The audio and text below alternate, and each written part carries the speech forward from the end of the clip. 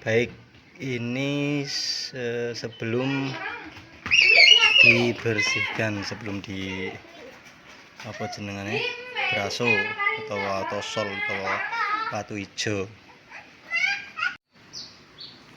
Nah, setelah selesai dicopot semuanya, kita celupkan ke air karena saya pakainya autosol.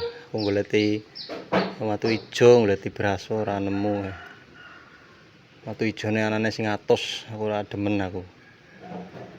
Terus basahi, dibersihi, terus main karo amplas sing halus, aku nganggone sing 500. Lah engko diamplas mari ngono dikeringke njur dibraso di autosol. Buluk setengah buluk tenggun.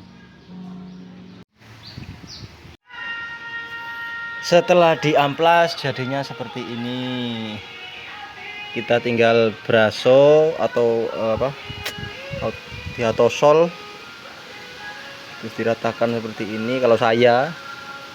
Nah, setelah agak kering kita gosok sama tisu, hasilnya seperti itu. Nah, insya Allah mengkilap.